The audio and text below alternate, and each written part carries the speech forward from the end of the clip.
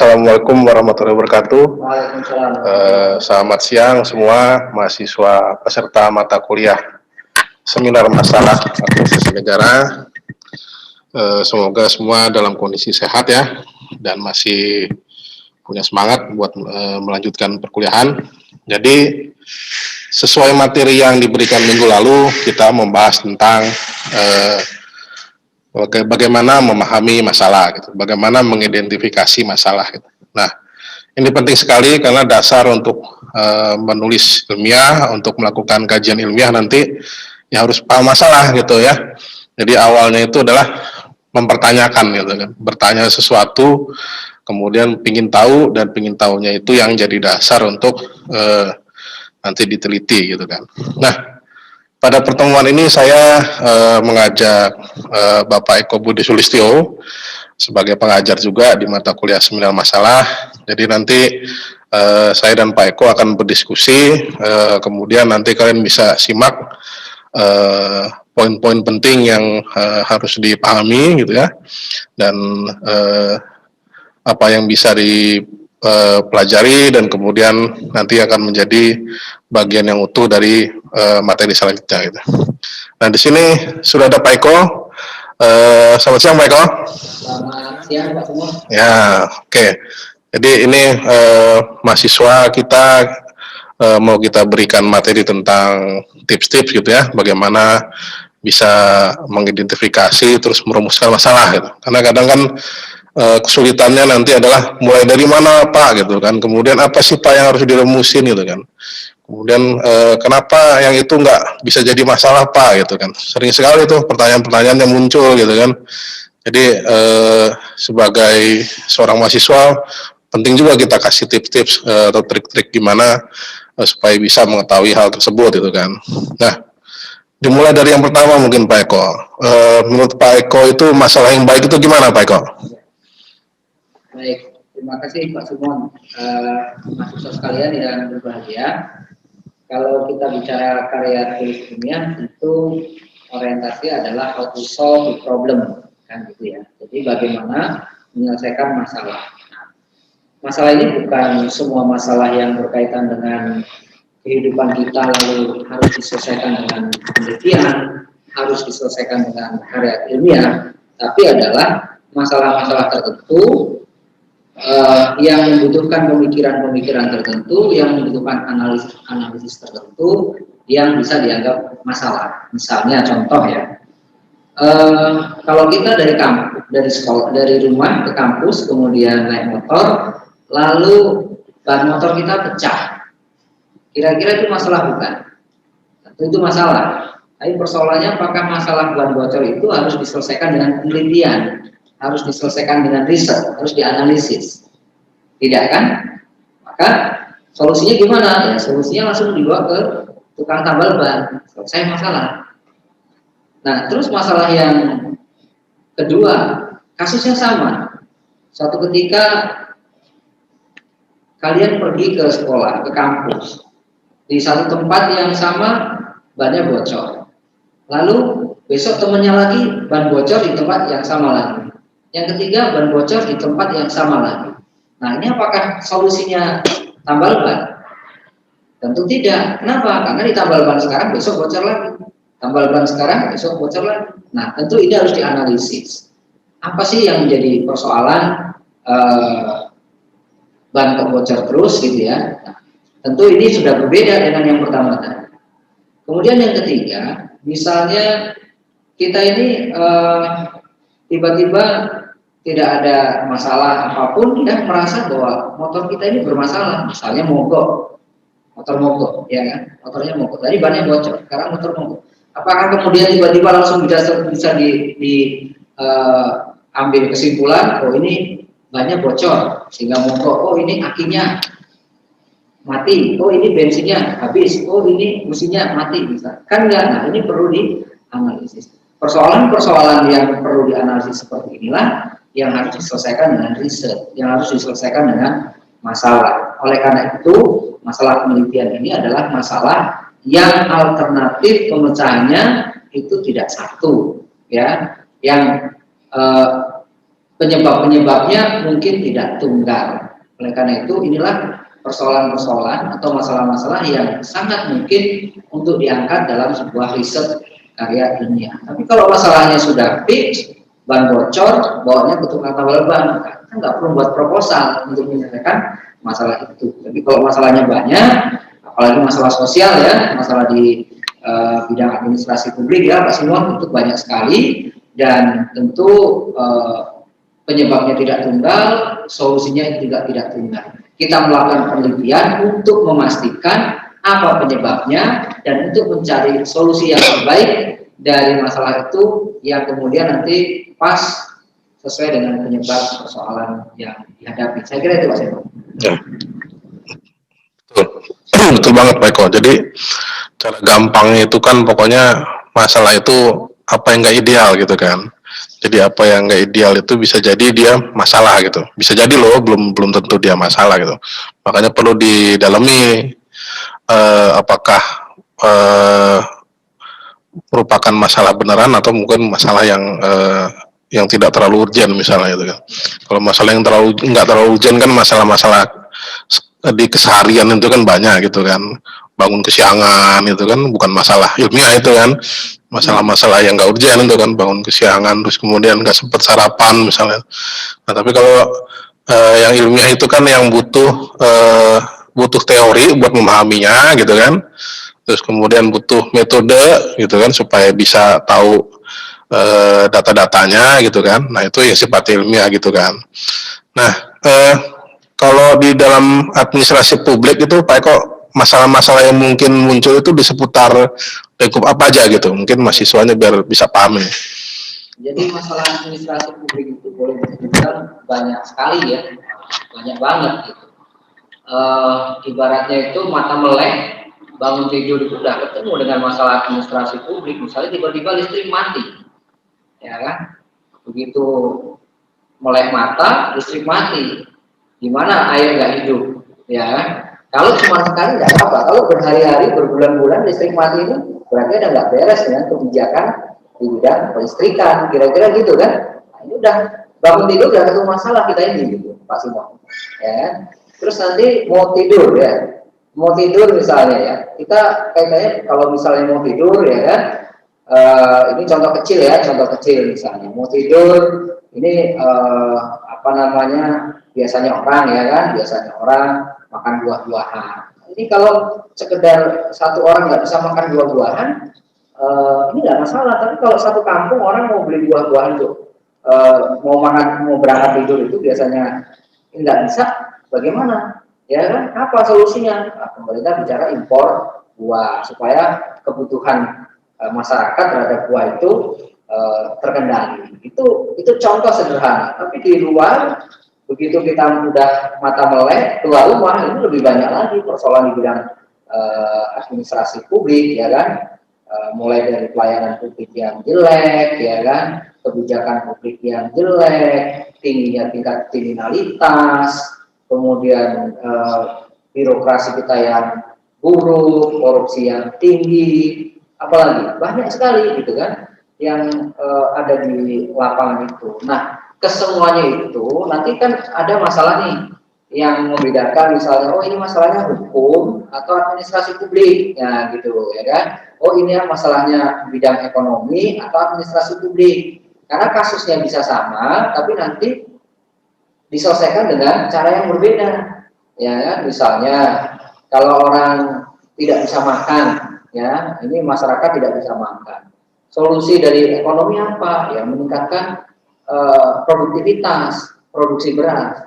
Jadi persoalannya tidak sesederhana itu. Kalau meningkatkan produksi beras, gimana caranya? Nah, pemerintah apakah misalnya membuat sawah, menciptakan sawah, atau mengimpor, mana yang paling mungkin, ya? Nah ini bicara kebijakan. Nanti orang bilang, orang hukum beda lagi nih, orang nggak bisa makan karena apa? Oh ternyata ada penimbun. Nah penimbun ini apa hukumnya bagi para penimbun, ya kan? Nah, misalnya pidana atau perdata. Ini satu kasus bisa dilihat dari berbagai sisi. Nah kalau administrasi publik itu melihat apapun dalam konteks bagaimana pemerintah ya itu memberikan solusi terhadap persoalan itu. Bisa nggak? Kalau misalnya tadi, kalau hanya ban bocor satu orang, ya kan, itu administrasi publik nggak perlu bekerja, cukup tukang tambal ban. Tapi kalau tadi ternyata di satu tempat itu tiap hari orang ban bocor, saya selalu bilang itu, tiap hari ban bocor. Ini nggak bisa bengkel motor aja menyelesaikan. Ini harus ada kebijakan dari pemerintah. Misalnya menerjunkan tim untuk memantau ada apa sih di situ, ya kan, tim pemantau. Sama seperti sekarang ini COVID, ya kan, COVID dengan flu dengan yang lainnya itu prinsipnya sama, ya kan. Namanya virus itu sudah ada zaman dulu, kita juga sudah terbiasa dengan virus, ya kan, namanya virus influenza, ya, yang bikin kita pilek itu biasa gitu. Begitu ini virus yang aneh, ya kan, yang masyarakat tidak bisa mengatasi, harus diatasi oleh negara. Di sanalah peran administrasi negara.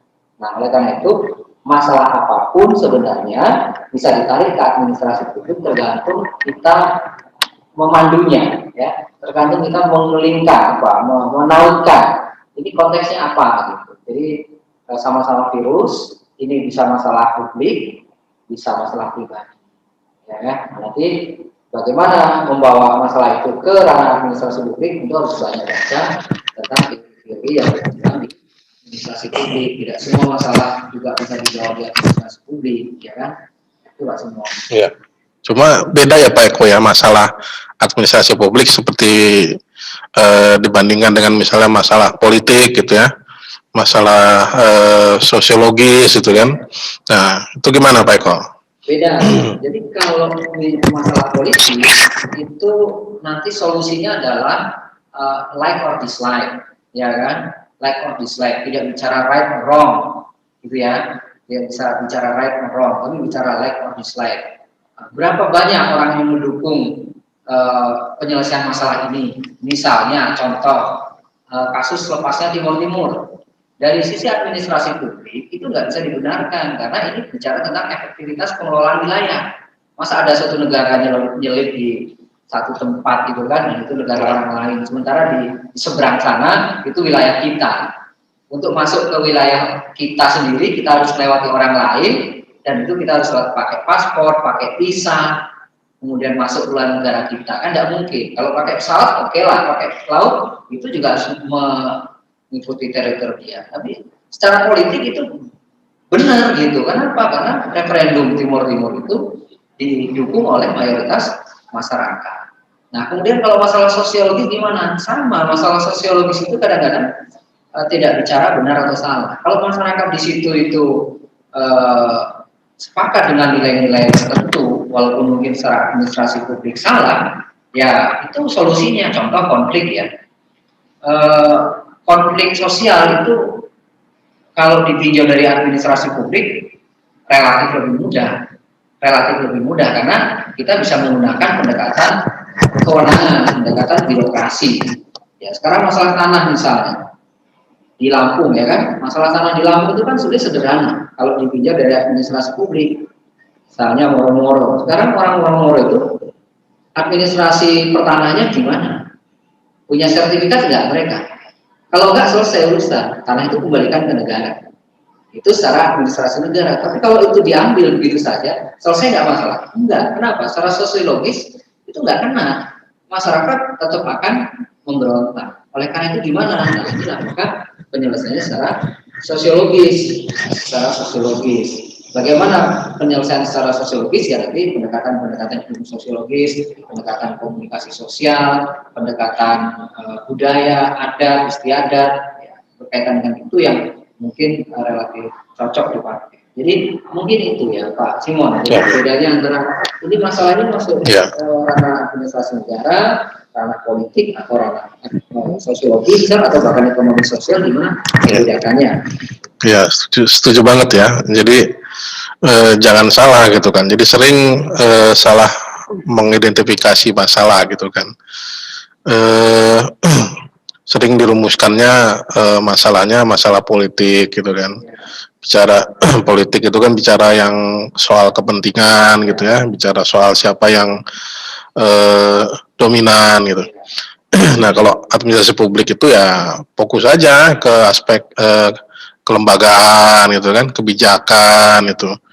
Eh, Fundamennya tetap di situ gitu kan, walaupun nanti bisa juga pakai teori-teori sosiologi gitu, teori politik untuk menjelaskan gitu. Tapi ujungnya nanti kan ke situ. Saya tambahkan Pak Sumon. Ya, silakan Pak Eko.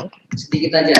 Jadi memang secara disiplin ilmiah pemecahan satu masalah itu bisa dibeda-bedakan ya. Oh ini menurut pandangan administrasi publik, oh ini menurut pandangan politik, oh ini menurut pandangan hukum, ini pandangan sosiologi. Itu bisa. Tapi dalam kenyataan ketika mau diselesaikan masalah itu ya semua pendekatan itu harus dipakai. Itulah maka ilmu pengetahuan itu ada yang akhirnya multidisiplin karena didekati dari banyak hal. Tapi kita untuk misalnya kita sendiri, misalnya mahasiswa mau menulis ya, tulislah dari sudut pandang administrasi publik dulu gitu. Kalau nanti mau dipecahkan dari sudut pandang yang lain, nanti kita akan berkolaborasi. Ya. Gitu Pak. Ya, sepakat banget itu. Nah, kalau di era-era sekarang ini, menurut Pak Eko, masalah-masalah yang menarik untuk dikaji itu apa, Pak Eko? Kira-kira, biar ada contoh nih anak-anak nih. Ya, Pak Simon. Yang kalau menarik banyak Pak Simon ya. Kalau menarik banyak. Menarik itu gini ya. Kita sebagai sarjana atau sebagai ilmuwan administrasi publik tentu menariknya itu dalam konteks ya administrasi publik, bukan dalam menarik menurut masyarakat. Karena menarik menurut kita bagi masyarakat itu menarik. Misalnya ya menurut saya itu aspek kelembagaan kalau di administrasi publik. Secara teori yang namanya organisasi itu ya struktur organisasi itu kecil di atas, besar di bawah. Ini teorinya yang benar. Jadi prinsip one man, one boss, ya kan? One man, one boss. Misalnya rektor Unila cuma satu, dekannya banyak. Dekannya satu, wadeknya banyak. Nah itu prinsip yang benar. Tapi di pemerintahan kita, ya itu kementerian di atas itu banyak, tapi dinas di bawahnya sedikit. Contohnya, nah misalnya di atas itu Kementerian Perindustrian sendiri, Kementerian Perdagangan sendiri, Kementerian Koperasi sendiri, ya kan?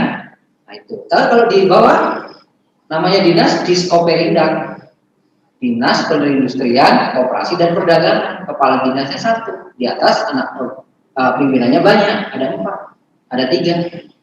Ya. Nah sekarang misalnya ketiga pimpinan di atas para menteri ini ngundang, ya kan, kepada yang terhormat kepala dinas perdagangan di daerah, ya harap hadir pada rakor nasional hari Senin jam 8 tanggal 7. Nah ini ternyata tiba-tiba Kementerian Perindustrian juga undang hal yang sama, rakor juga.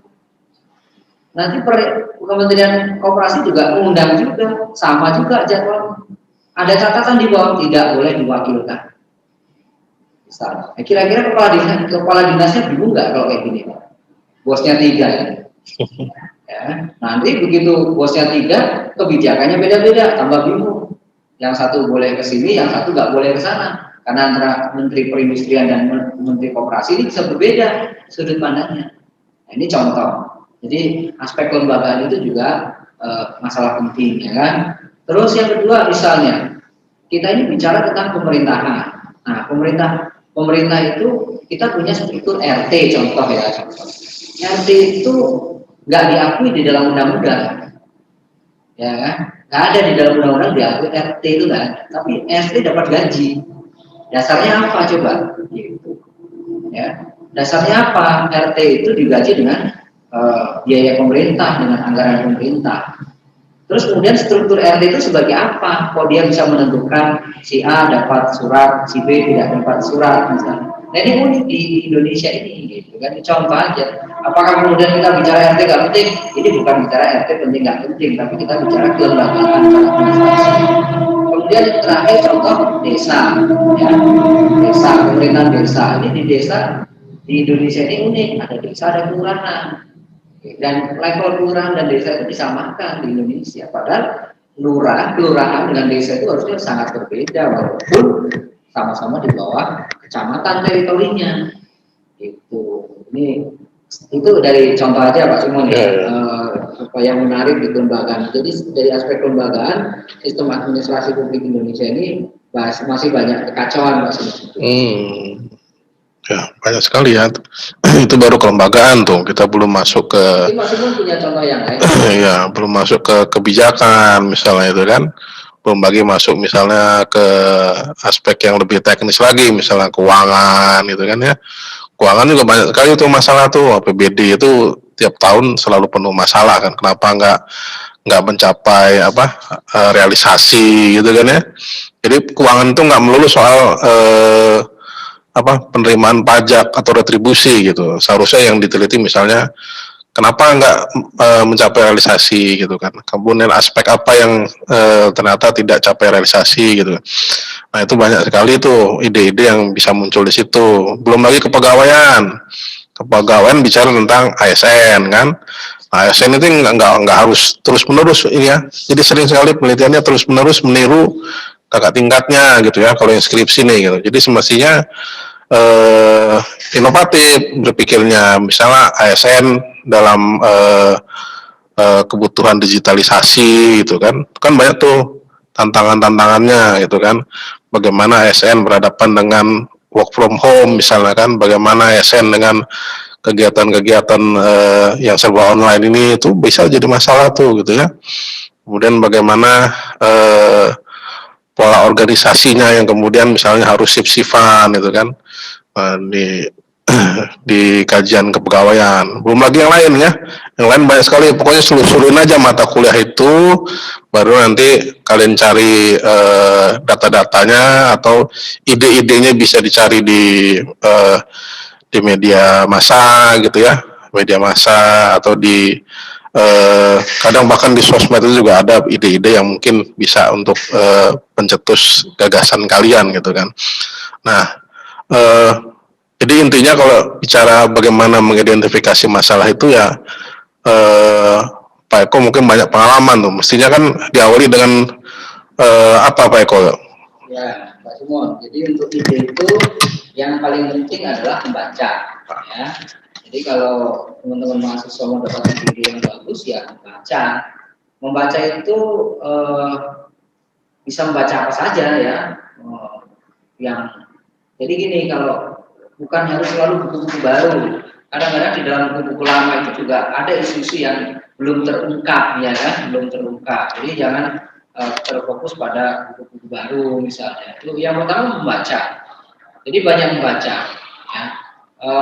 Tapi tentu bacanya lebih fokus karena kita mau nulis ya. Jadi bacaan-bacaan yang misalnya berkaitan dengan administrasi publik, kebijakan, pelayanan, birokrasi, ASN.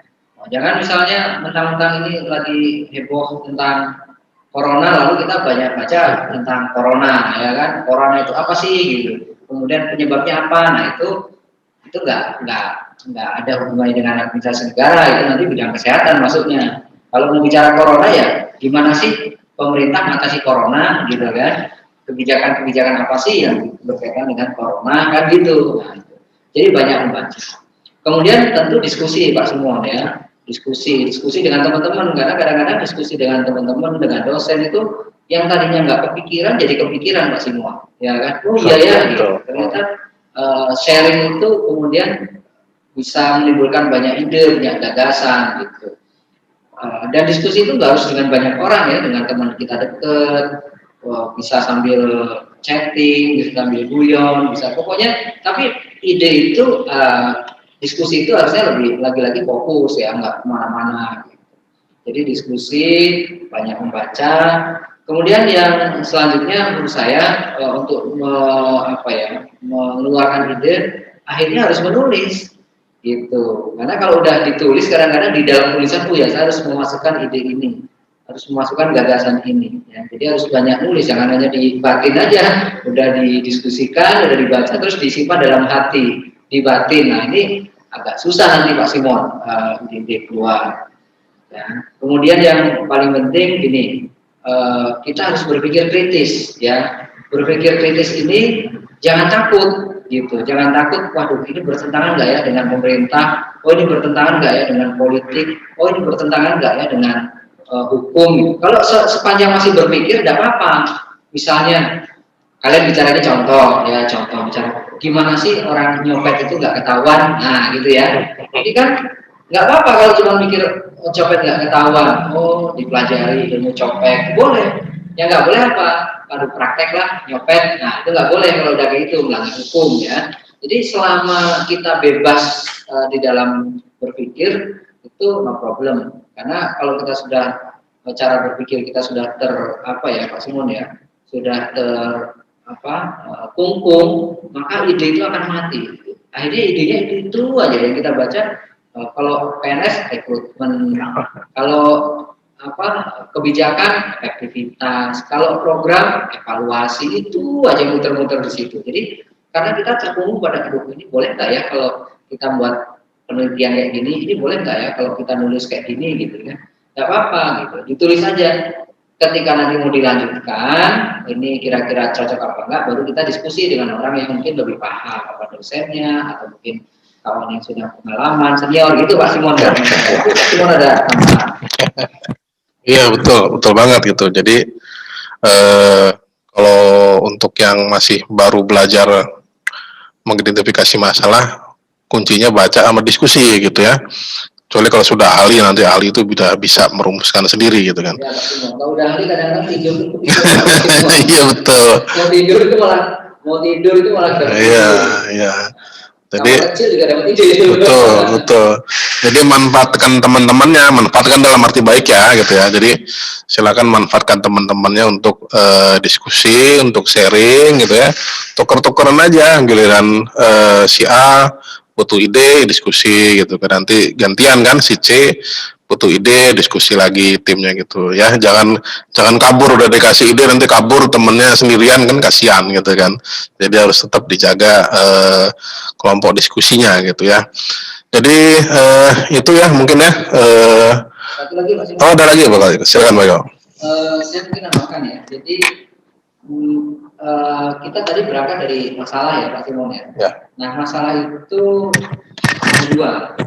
Ada masalah yang bersifat manifestasi, manifest, dan ada yang berupa laten ya, masalah laten, masalah yang masih tersembunyi. Nah, pada umumnya masalah-masalah ilmiah itu adalah masalah-masalah yang tersembunyi, gitu.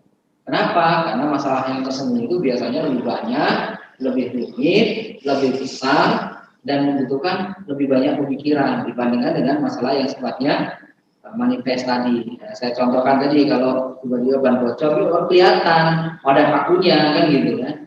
Kalau ini mesin rusak, tiba-tiba motor mogok, kelihatan nggak itu Pak Simon? Nah, di starter nggak bisa. Bisa nggak langsung tiba-tiba dipastikan bensinnya habis sebelum dibuka tangkinya? Nggak bisa kan? Lalu kita pastikan, oh businya mati. Sebelum kita buka bisa nggak dipastikan? Nggak bisa. Kemudian